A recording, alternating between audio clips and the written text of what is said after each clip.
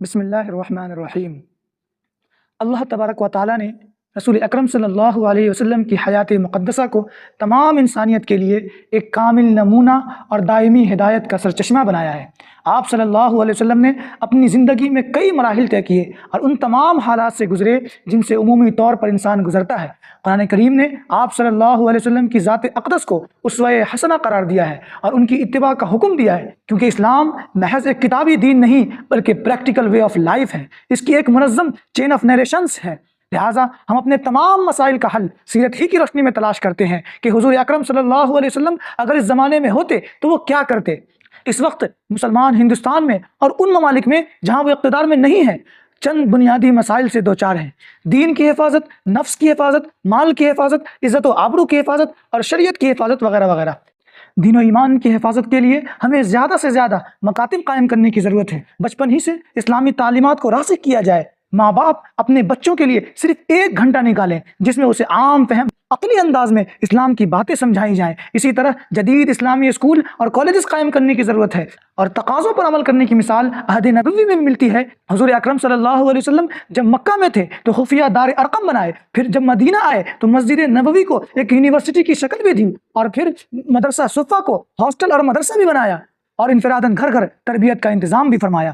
جان و مال کی حفاظت کی اہمیت آپ کو اس حدیث سے معلوم ہوگی کہ حضرت عمار بن یاسر رضی اللہ عنہ روتے روتے حضور اکرم صلی اللہ علیہ وسلم کی خدمت میں آئے تو حضور اکرم صلی اللہ علیہ وسلم نے سمجھا کہ ان کو اذیت پہنچائی گئی ہوگی، تکلیف دی گئی ہوگی، زد و کوب کیا گیا ہوگا، اور انہیں ایسا کیا بھی گیا تھا۔ لیکن جب آپ نے پوچھا تو انہوں نے کہا اس سے بھی بڑی بات ہے کہ مجھے آپ کی شان میں گستاخانہ کلمات کہنے پر مجبور کیا گیا، اسلام کا انکار کرنے پر مجبور کیا گیا، اس لیے وہ بے چین تھے۔ تو حضور اکرم صلی اللہ علیہ وسلم نے پوچھا تمہارے دل کی کیا کیفیت ہے؟ کہنے لگے میرا دل ایمان پر مطمئن ہے۔ تو آپ صلی اللہ علیہ وسلم نے فرمایا کہ پھر کوئی حرج نہیں، اگر دوبارہ بھی ایسے حالات پیش آئیں تو تم اسی طرح کی بات کہہ کر اپنی جان بچا لو۔ سوچئے، شریعت کا سب سے اہم ترین حکم یعنی توحید و رسالت کا اقرار اور اللہ اور اس کے رسول کی عظمت کا اظہار و اعتراف ہے، لیکن اس میں بھی آپ صلی اللہ علیہ وسلم نے اپنی جان کو بچانے کے لیے چھوٹ دی ہے۔ اپنے جسم کو فزیکلی اعتبار سے بھی تیار کرنا ہم لوگوں کے لیے ضروری ہے۔ مارشل آرٹ کی ٹریننگ دینی ہوگی، ملک کو نقصان پہنچانے کے لیے نہیں بلکہ ملک کی خدمت کے لیے، ظلم و فساد کرنے کے لیے نہیں بلکہ ظلم و فساد کو روکنے کے لیے۔ اس سے ہمارے اندر خود اعتمادی پیدا ہوگی، اور اسی پس منظر میں آپ صلی اللہ علیہ وسلم نے فرمایا تھا کہ طاقتور مومن کمزور مومن سے بہتر ہے۔ ہم ملکی قانون سے فائدہ اٹھا سکتے ہیں، رسول اللہ صلی اللہ علیہ وسلم نے قانون ملکی سے بھی فائدہ اٹھایا ہے۔ آپ جانتے ہیں کہ جب آپ مکہ مکرمہ میں تھے تو ان پر بہت ظلم کیا گیا، لیکن اگر آپ سیرت کا گہرائی سے مطالعہ کریں تو آپ کو سمجھ میں آئے گا کہ یہ یا تو ان غلاموں پر کیا گیا جن کو کوئی پناہ دینے والا نہیں تھا، جن کی کوئی حفاظت کرنے والا نہیں تھا، یا ان مسلمانوں پر کیا گیا جو وہاں کے رہنے والے نہیں تھے۔ جن لوگوں کو کسی قبیلے کی پناہ حاصل تھی وہ اتنے زیادہ ظلم کا شکار نہیں ہوئے۔ حضور اکرم صلی اللہ علیہ وسلم نے 13ویں سال ہجرت فرمائی۔ 13ویں سال ہجرت کیوں فرمائی؟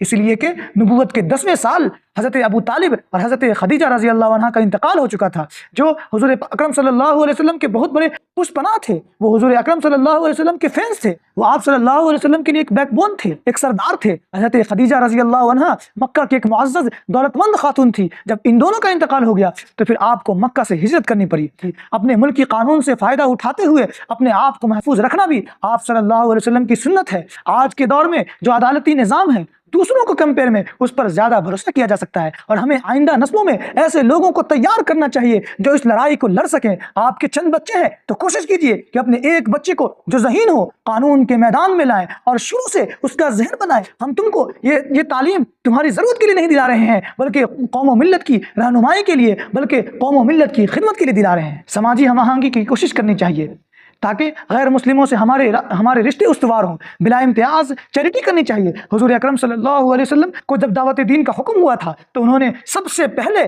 اپنے قریبی رشتہ دار کو کھانے پر دعوت دی۔ آپ کی ایک صفت بیان کی، انک لتکسب المعدوم، کہ آپ معدوم کی مدد کرتے ہیں۔ معدوم کہتے ہیں ایسے آدمی کو جو لاچار ہو، اس کا کوئی نہ ہو، آپ اس کو اپنی کمائی سمجھتے ہیں۔ اس طرح ہمیں مسلمانوں کی الگ الگ کالونیاں بنانی چاہیے، ہر اسٹیٹس کے لوگوں کے لیے بنانی چاہیے تاکہ ان کی جان و عزت و آبرو کی حفاظت ہو، تہذیب و ثقافت کی بھی حفاظت کا یہ ذریعہ بن سکے۔ سنن نسائی کی روایت ہے کہ رسول اللہ صلی اللہ علیہ وسلم نے فرمایا کہ مسلمانوں کی بستی کا غیر مسلموں کی بستی سے اتنا فاصلہ ہونا چاہیے، ایک طرف آگ سلگائی جائے تو دوسری طرف اس کی خبر تک نہ ہو۔